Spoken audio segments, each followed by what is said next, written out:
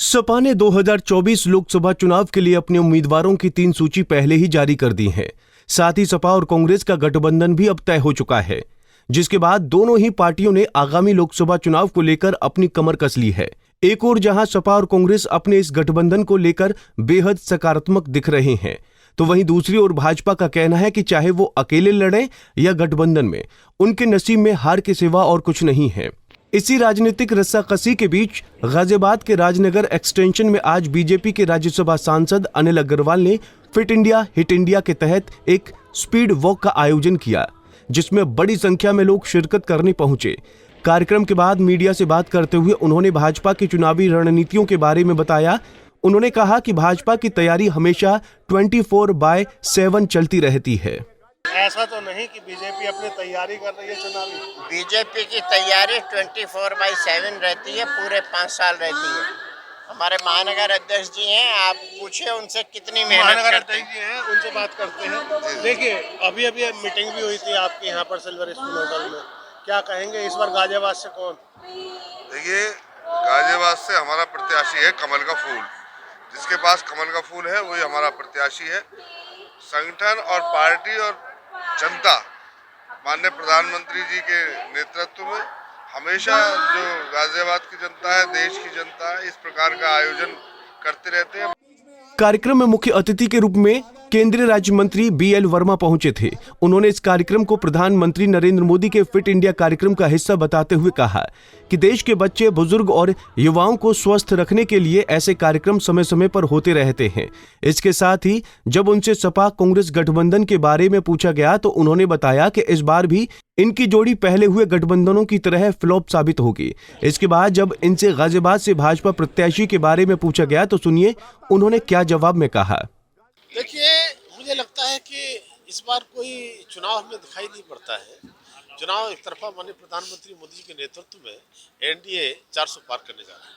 जी, कांग्रेस और सपा का गठबंधन हो गया है। गाजियाबाद सीट कांग्रेस के लिए दे दी है उन्होंने। ऐसे में भाजपा की तरफ से गाजियाबाद का प्रत्याशी कौन समझा जा रहा है? ये गठबंधन कोई इसमें कोई बात इसलिए नहीं है कि 2017 में भी ये कांग्रेस के साथ गठबंधन हुआ था, तो ये दो लड़कों की जोड़ी कमाल करेगी।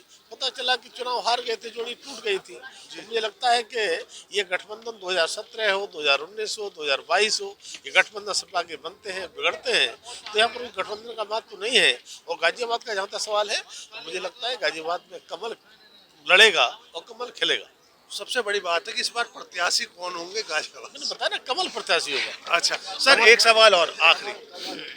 RLD से भी बीजेपी का गठबंधन हो गया है, लेकिन अभी तक कहीं फील्ड में ऐसा कुछ ज्यादा खास नजर नहीं आ रहा। देखिए, RLD से जो गठबंधन हुआ है, जयंत चौधरी जी भाजपा के NDA के साथ आ रहे हैं और उन्होंने भी स्वीकार किया है। तो मुझे लगता है कि जल्दी ही आपके सामने सब हो जाएगा और निश्चित रूप से NDA के साथ जयंत चौधरी। क्षमा चाहूँगा, एक सवाल आखिरी कह के फिर दोबारा पूछ रहा हूँ। जिस तरीके से किसान बैठे हुए हैं, उनसे क्या बात चल रही है? देखिए, आम किसान माननीय प्रधानमंत्री मोदी के नेतृत्व में खुश है।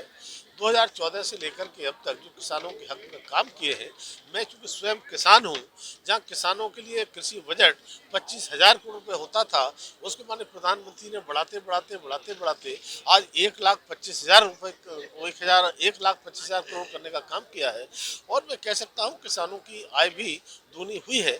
तो मुझे लगता है कि आम किसान संतुष्ट है, लेकिन कुछ लोग मोटिवेटेड पॉलिटिकल दृष्टि से यहाँ पर इस तरह का अभियान चला रहे हैं, उनका सफल होने वाला नहीं है कि वो आम किसान माननीय प्रधानमंत्री मोदी के साथ है। भाजपा पहले ही जयंत चौधरी के साथ हुए गठबंधन के बदौलत चुनावी मैदान में कूद चुका है। हालांकि अभी इस गठबंधन का आखिरी ऐलान नहीं हुआ है, लेकिन गठबंधन के ऐलान को महज औपचारिकता भर माना जा रहा है।